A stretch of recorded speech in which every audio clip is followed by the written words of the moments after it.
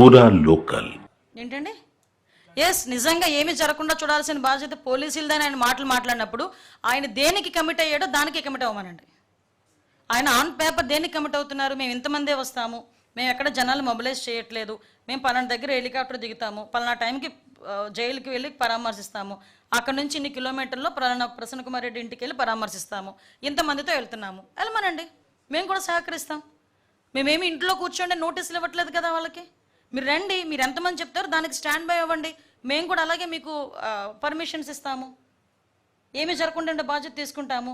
మీరేమో పరామర్శన పేరు పెట్టి బల ప్రదర్శన చేస్తూ ఉంటే ఎలా అవుతుంది? ఒకసారి అతను కూడా ఆలోచన చేసుకోవాలి కదా.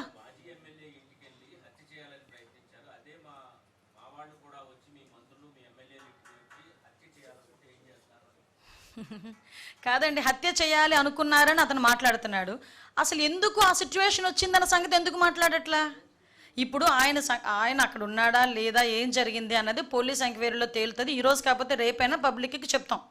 ఓకే, అసలు దానికి గల కారణాల గురించి మాట్లాడమనండి, బేస్ మాట్లాడమనండి.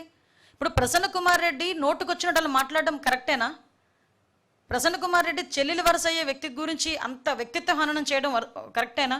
ఆవిడ చెల్లెలి వరస అవ్వటమా అవన్నీ కాదండి, ఒక మహిళ, ప్రజాప్రతినిధి, ఈరోజు సిట్టింగ్ ఎమ్మెల్యే. అలాంటి ఆవిడ గురించి నోటికొచ్చినట్టు నువ్వు పబ్లిక్ మీటింగ్లో మాట్లాడుతుంటే పక్కన కూర్చున్న మిగతా ప్రజాప్రతినిధులు చప్పట్లు కొడతారా అండి? దాని గురించి మాట్లాడేందుకు జగన్మోహన్ రెడ్డి? దాని గురించి మాట్లాడమనంటే దమ్ముంటే.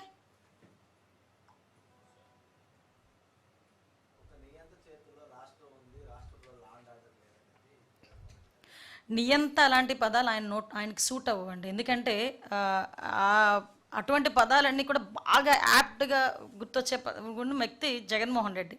అంటే లాస్ట్ 5 సంవత్సరాలు చూశారు నియంత పరిపాలన ఎలా ఉంటుంది. హిట్లర్ పరిపాలన తలదన్నేటట్టుగా పరిపాలించాడు జగన్మోహన్ రెడ్డి అన్నది అందరికీ తెలిసిందే. దానికి తగ్గట్టుగానే 11 సీట్లు ఇచ్చి కూర్చోబెట్టిన పరిస్థితి మనందరికీ తెలుసు. అందులో మీ పాత్ర ఉంది, నా పాత్ర ఉంది, అందరి పాత్రలు ఉన్నాయి, అంతే కదా. కానీ ఈయన ఈరోజు అలా మాట్లాడడం, నిజంగా చంద్రబాబు నాయుడు గారు నియంతలా మాట్లాడితే కనుక ఈరోజు జగన్మోహన్ రెడ్డి రోడ్ల మీదకి వస్తాడా? ఇంతమంది రోడ్ల మీదకి వచ్చి మాట్లాడతారా? మేము ప్రజాస్వామ్యబద్ధంగా వెళ్తున్నాం, ప్రజాస్వామ్యపరంగా అతనికి ఉన్న హక్కుల గురించి మేము మాట్లాడుతున్నాము, మేము ఇస్తున్నాము. కానీ యాజ్ పర్ రూల్ వెళ్ళండి అని చెప్తున్నాము. యాజ్ పర్ రూల్ వెళ్ళడం అంటేనే నియంత అంటే మరి నోటుకొచ్చిన మాట్లాడే పరిస్థితుల గురించి ఏం మాట్లాడాలి?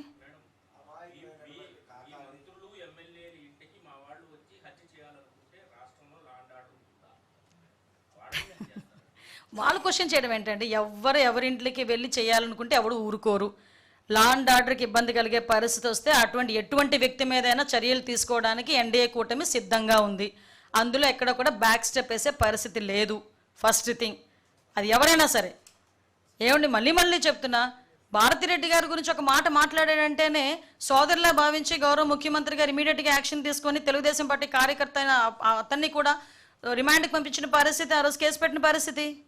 మేము తప్పును తప్పులాగే చూస్తాం, కప్పిపుచ్చాలని మేము చూడటం.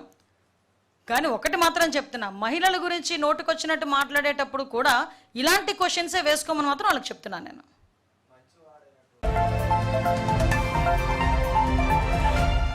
పూరా లోకల్.